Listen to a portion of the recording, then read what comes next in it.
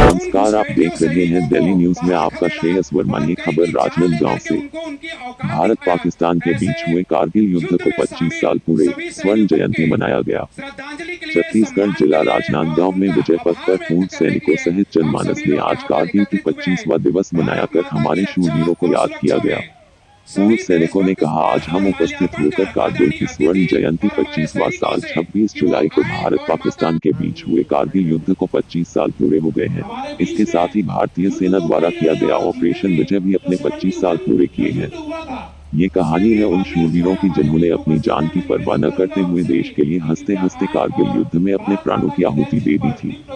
25 साल पहले भारत के वीर सपूतों ने पाकिस्तानी सैनिकों के दांत खट्टे करते हुए कारगिल की चोटियों पर तिरंगा फहराया था। हड्डियां गलाने वाली ठंड, फिर भी डटे रहे भारतीय जवान। ये है कारगिल विजय दिवस की शौर्य गाथा। हम सभी लोग यहाँ पर आज विजय दिवस के रूप में एकत्रित हुए हैं और कारगिल विजय दिवस वह दिवस रहा है जिस दिन अपना सर्वस्व अर्पण करने की ठानी और ठानते हुए उन्होंने इस देश को विजय पताका दिलाया। ऐसे देशभक्त सैनिकों का स्मरण करते हुए और मैं यहाँ पर उपस्थित सभी गणमान्यों से निवेदन भी करना चाहूंगा, शिव वर्मा जी से भी निवेदन करना चाहूंगा कि माता जी के चित्र पर, भारत माता के चित्र पर पुष्पांजलि अर्पित करें और सभी उपस्थित विद्यार्थियों से भी निवेदन, एक एक कर क्रमबद्ध तरीके से हम माता का पूजन करें और दीप प्रज्वलन में सहयोग प्रदान करें।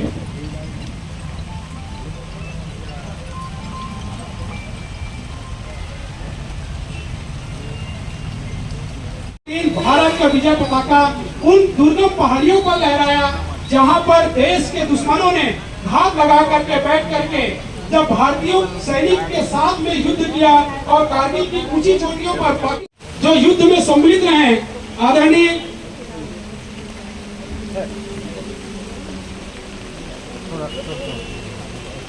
और माता जी के पूजन पर विद्यार्थी भी कृपया आए और एक एक करके पुष्पांजलि करते जाएं। सभी पंक्तिबद्ध। कोई मांग नहीं है दिल्ली के कानूनों से। जो सैनिक सीमा रेखा पर ध्रुव तारा बन जाता है, जो सैनिक सीमा रेखा पर ध्रुव तारा बन जाता है, उस कुर्बानी के दीपक से सूरज भी शर्माता है। ऐसे वीर शहीदों को आज पुष्पांजलि करने के लिए, श्रद्धांजलि देने के लिए हम सब एकत्रित हुए हैं। कृपया आप सभी आए और उनको इस मातृभूमि की धरती पर निछावर कर दिया। ऐसे वीर सपूतों को स्मरण करने के लिए और कारगिल विजय दिवस को हम विजय पताका के रूप में स्मरण करने के लिए यहाँ पर सभी एकत्रित हुए हैं। आज भूतपूर्व सैनिक, देश की रक्षा कौन करेगा? हम करेंगे, हम करेंगे। कारगिल विजय दिवस के इस महान अवसर पर आज राजनांदगांव जिले के इस गौरव स्थल स्थित और जीवंत उदाहरण जो युद्ध में जिस प्रकार की स्थिति और परिस्थिति बनती है उससे संबंधित जो घटनाएं घटी उसके बारे में जानकारी उनके तरफ से प्रदान की जाएगी। हमारे बीच में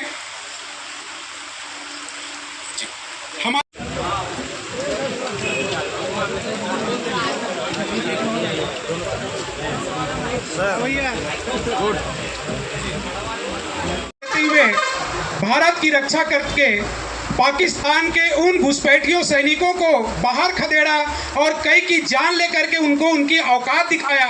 ऐसे युद्ध में शामिल सभी सैनिकों के श्रद्धांजलि के लिए, सम्मान के लिए और उनका आभार व्यक्त करने के लिए हम सभी लोग यहाँ पर एकत्रित हुए हैं। भारत माता के आयोजन को लेकर बता दें। आज हम यहाँ पर उपस्थित हुए हैं स्वर्ण जयंती, कारगिल के स्वर्ण जयंती समारोह को मनाने के लिए। ये कारगिल का स्वर्ण जयंती 25वां साल है और इस 26 जुलाई 1999 के दिन ही भारत की सेना ने पाकिस्तान को मुंहतोड़ जवाब देते हुए जो हमारे सामरिक पोस्ट हैं उन पर वापस कब्जा प्राप्त किया। ये लड़ाई 3 चरणों में बता सकता हूं। पहला चरण क्या था? धोखा। पाकिस्तान ने क्या हमें धोखा दिया।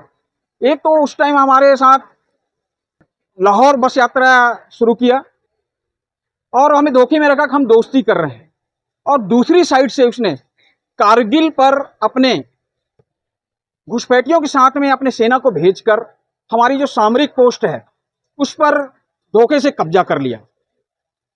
दूसरा चरण है इसका युद्ध। जब हमारे को जैसे ही पता चला, 3 जुलाई के आसपास हमारे को पता चला, 3 मई को हमारे को पता चला कि कुछ घुसपैठिए सेना के रूप में पाकिस्तान से हमारे सेना की तरफ आ रहे हैं, हमारी चौकी की तरफ आ रहे हैं और हमारे सामरिक post Dras sector, Kargil sector, उन पर धीरे धीरे अपना पैर पसार रहे हैं।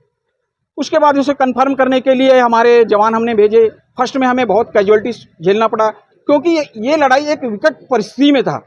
हम ऊंचाई में, यानी वो हमारे पोस्ट पर कब्जा किए हुए थे और हम नीचे थे, तो ऊंचाई से वो लोग हमारे को बहुत आहत कर रहे थे। दूसरा एक क्लाइमेट था, 50 से 60 फीट हाइट की जो गहराई थी बर्फ की, और 16,000 फीट की यानी ऊंचाई पर वो बैठे हुए थे, और उससे यानी हम लोगों को सामना करना था। ऐसी विकट परिस्थिति की लड़ाई मैं समझता हूँ, यानी मेरी जानकारी में विश्व में ये पहली लड़ाई थी जो इतनी कठिन लड़ाई थी, जिसको हमारे वीर योद्धाओं ने जीता। इस लड़ाई में हमने बहुत सारे हमारे वीर सपूतों की कुर्बानी दी, जिसमें 674 के करीब आसपास हमारे वीर सैनिक थे जो शहीद हुए, और 1326 जो सैनिक है वो गंभीर रूप से घायल हुए। इस लड़ाई में 26 जुलाई को ये लड़ाई विजय के तौर पे हमने प्राप्त किया, और इस ऑपरेशन का नाम भी ऑपरेशन विजय रखा गया था। इसलिए इस कारगिल युद्ध को हम विजय दिवस के तौर पर मनाते हैं। इस विजय दिवस में सेना को प्रोत्साहित करने के लिए शासन की तरफ से 4 परमवीर चक्र, 10 महावीर चक्र और 70 वीर चक्र प्रदान किए गए।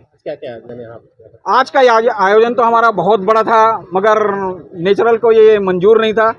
हमारा आज का कार्यक्रम श्रद्धांजलि समारोह था इस अवसर पर, और उसके बाद हम चाह रहे थे कि युवाओं के मन में एक राष्ट्र भावना को प्रेरित करें। इसके लिए हमने एक बाइक रैली का आयोजन किया गया था, मगर हम उस रैली को भगवान की मर्जी के खिलाफ नहीं जा पाए और हमें स्थगित करना पड़ रहा है।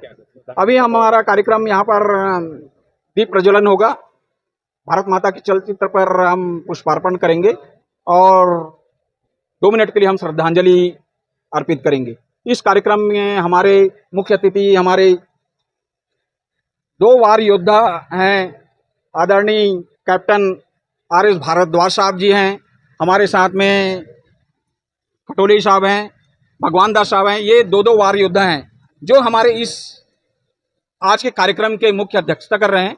इनके कर कमलों से हम आज पुष्पार्पण करके इस कार्यक्रम का शुभारंभ करेंगे। शुभ नाम बताइए आपका। मैं राजेश कुमार शर्मा, रिटायर्ड सूबेदार मेजर, अध्यक्ष भूतपूर्व सैनिक कल्याण संगठन राजनांदगांव।